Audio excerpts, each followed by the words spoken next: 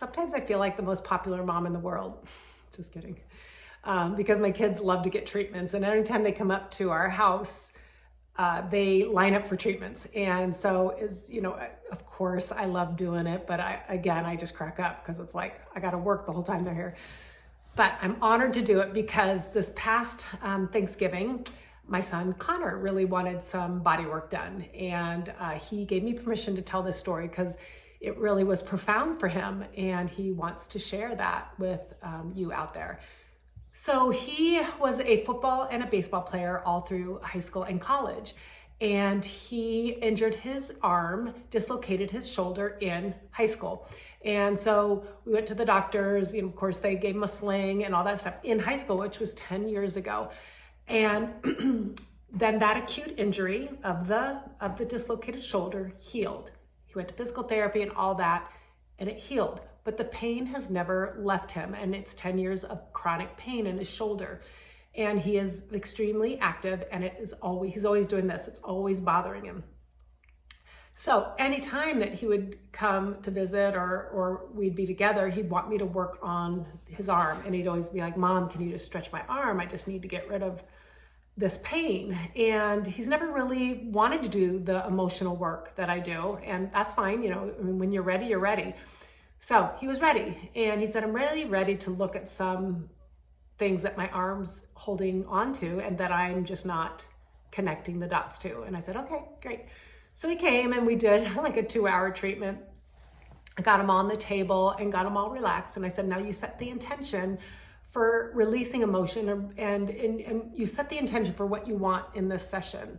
And so he quietly did that. And I said, okay. So then I started working on his arm, and all these messages were coming out of his arm. And so each time something came up, we would stop. And just like my clients, I had to put his hand on his heart and I had him feel what that felt like as a kid, as a young adult.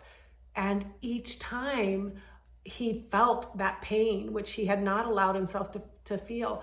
And he sobbed and he cried. And it was really therapeutic for him. Now, as a therapist, I always hold space for my clients, and they can cry and they can release whatever they need on the table, and I can hold that space. It was different this time. It's my son crying about things that happened to him. Some of the things I didn't know about until his arm told me, and some of the things that I did know about, but I didn't know it hurt him so deeply. So I really had to allow him that space. And I had to just kind of back off as a mom and just say, wow, he's getting so much healing. So it was a beautiful thing for him. And it was actually a beautiful thing for me to just not put my 2 cents in or my judgment in on myself or on the situation. I just honored what he was feeling.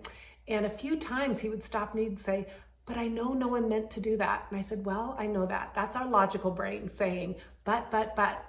And we'll wrap up something logically and we'll shove it back down in our bodies. I said, but if you really want to move on in life and really truly honor this arm and get rid of the emotion, we've got to feel it. Give yourself compassion. And just like I do my clients, give yourself a safe place to go. So I always have my clients, and so I had Connor do the same thing. Go back to that little boy, go back to that young man who was in that situation, and give yourself a safe place to go. Trauma happens when we don't have a way. We never finished out. We never got out of something. It just happened to us right away. And then it was just like, almost like we never got to see the ending of it. So even in body work, I'll do some visualization and talk therapy on taking that young boy, that young adult to a safe place. And then once he did that, I said, okay, now release it. Release it to the light, show it to the door, thank it for all that it has taught you, for it is time for that pain and that sorrow to move on. And so he did that. He was just ready for healing. And I love it. And I love that he's allowing me to share, because it is so powerful when we release stuck emotion. So after about 2 hours, we were done, and he was like, oh my gosh, wow. He goes, I have not cried in probably 10 years. And he goes, it feels so good to release. And I said, yeah, it does, doesn't it? So he got up and I said, well, how does your shoulder feel? And he goes, right now it feels amazing. I can't remember the last time that it didn't have pain. I said, okay, well, let's just see. Next day came back and I worked on him again for a while and we released some more. And it's been now about 3 weeks and his shoulder's still pain-free. So it has opened up to him loud and clear to process his emotions and process his feelings and that they matter, and then release them. See, he was just always shoving them down. And the other thing that it really reminded him of is our emotions, when we allow ourselves to truly feel without writing a story of doom and gloom, you know, like we're feeling anxiety, we're feeling fear. When we do that and we feel it, will it last 2 to 3 minutes? And we don't attach it to something from the past. We just stay in the here and now and go, wow, I'm feeling anxiety. This is wanting to pull me back to the past, but I honor myself to just stay right here in the now and feel this anxiety. If the past comes knocking back, that's what I told Connor, if the past comes knocking back, which it probably will, sit down and have that little conversation with the past. Then and only then, once you give yourself compassion, do you move it on into the light? Do you move it on to the door? Do you move it on to the God's got this room or whatever it is that you can process your emotions through your body instead of having them get stuck? So it was really neat and so powerful. So I am thankful that we all have tools on how to release our emotion. We just need to find them, what works for us, and start to use those tools. I think the most critical tool is, for me, I really feel very passionate about getting out of your body, because the body holds memory and the body keeps the score. And there's lots of scientific evidence on that.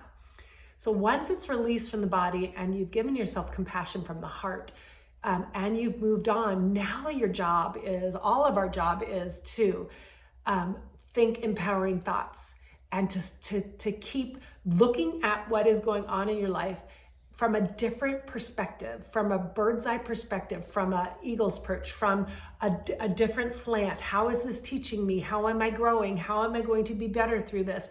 What fears do I need to let go of? What ways can I move forward in life? And so anytime that we really change the way we look at something, what we look at changes. And so super, super excited for my son to finally be pain-free after 10 years. And I said, don't be surprised if those fears come knocking back, because we are human, and they're gonna come and they're gonna say, excuse me, you're supposed to feel anxiety, you're supposed to feel fear. And then, here are the tools I told him, to work through your fear. So thank you for listening, and I hope that you have a beautiful day.